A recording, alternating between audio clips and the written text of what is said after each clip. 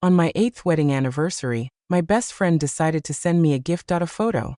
She was draped across a sofa, a wine glass in hand, smiling like a woman who owned the world. My son, Owen, was curled up beside her, and my husband, Elliot, sat on her other side, his hand resting far too comfortably on her thigh.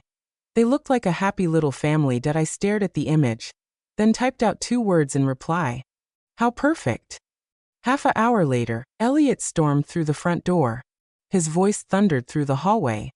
Why do you always have to be so bitchy? Always mocking people. Always blaming everyone but yourself. I didn't flinch. Owen, my own little boy, shoved at my leg and glared. Bad mama, he said. I wish Miss Lila was my real mommy. The ache in my chest didn't even surprise me anymore. I walked over to the drawer, pulled out the crisp stack of papers I'd been holding onto for far too long, and dropped them on the table with a quiet finality. All right, I said, my voice calm. It's all my fault. Now can I go? I'd kept the divorce papers tucked away in the drawer for as long as I could remember. Just in case. Not because I didn't love Elliot or I didn't want our family to work. I wasn't a fool. I'd noticed the signs. Elliot's distance, the way his eyes lingered too long on the phone, or the sudden gaps in his schedule he never quite explained. But still, he was always a good father to Owen. And for a while he was good to me, too. So I gave him grace. A second chance. Maybe even a third. And because today was our 8th wedding anniversary, I told myself to wait, just one more time, to see what he'd do or if he'd choose us. Elliot had said he'd pick Owen up early from school, then come straight home. So I cooked my signature dish, roasted beef, the one he always claimed was his favorite. I even picked up Owen's favorite ice cream cake on the way home. But by the time the clock passed 12, the food had long gone cold. The cake melted into a puddle. Then came the photo. Lila, smiling like she was the one celebrating. Radiant. Victorious. That was the moment I walked to the drawer and pulled out the papers. When Elliot finally stumbled through the door, he paused, confused by the sight of them. You're divorcing me because I took Owen to see Lila?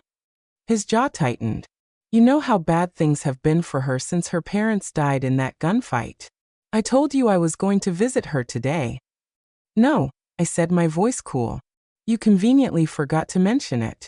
Or maybe you were too busy being there to remember I existed. He softened his voice, shifting into his usual act. All right. My fault. I lost track of time. But don't overreact just because I saw Lila. He moved toward the table, picking up a plate that hadn't been touched. I've got it. Go rest a little. Tomorrow I'll take you out to that restaurant you love. There it was. The same cycle, over and over again. He'd disappear, forget. Then return with sweet words and a well-rehearsed apology. Play the part of the perfect husband and pretend nothing was wrong. For years, I let him get away with it. But tonight, it felt different. I didn't move or soften or smile and say, all right, but don't forget next time. Instead, I stood still. I've already signed the last page, I said calmly. If you have any questions, my lawyer will be in touch. Elliot threw the plate onto the floor like a child throwing a tantrum. You done now? He snapped. You have to make everything around you miserable, don't you? Always the victim. Always selfish. I stared at the shards on the floor.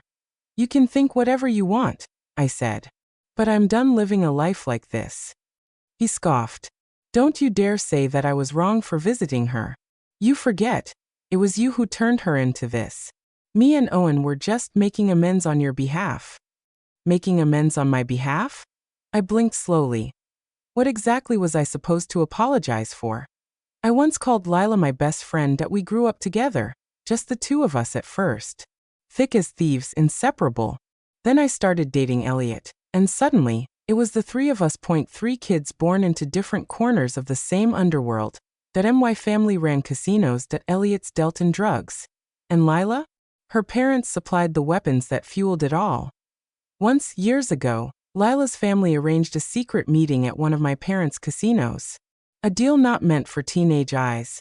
But we were young, reckless, and curious. When Lila said she wanted to tag along with her parents to the casino, I didn't think twice. I said yes. That we ended up in one of the common lounges, Just the two of us, sipping sodas, gossiping, giggling over nothing. Then my mother called me away for something that I remember glancing over my shoulder as I left, Lila still sitting there, swinging her legs over the velvet couch. By the time I returned, she was gone. I assumed she'd gone home with her parents. No big deal. We didn't always say goodbye. It wasn't until the next day that the door to my house shook from Elliot's fists. He banged and banged until I opened it, his face twisted with rage. How could you? He shouted. You gave Lila to those thugs? Treated her like one of the whores your family parades through that casino? She was your best friend. I stood there, stunned, barely able to process his words. Lila wasn't safe? Later, my parents pulled me aside, voices hushed and grim. They told me Lila had somehow ended up in one of the VIP rooms, one reserved for powerful, dangerous men. One of them had taken advantage of her, humiliated her. When her parents found out, they demanded revenge. And they ended up dead, murdered by the very same mafia boss they tried to confront. But I hadn't known. I was in another room, dealing with something mundane and forgettable that I had no idea what had happened while I was gone. And Lila told everyone a different story. She said I'd lured her there on purpose, that I'd handed her over to that monster to please him. It was all part of some twisted plan, selling her out like she was nothing. I tried to explain and defend myself. But there was no security footage, so no evidence, just my word against hers. And in the eyes of everyone around me, the victim's story always sounded more believable.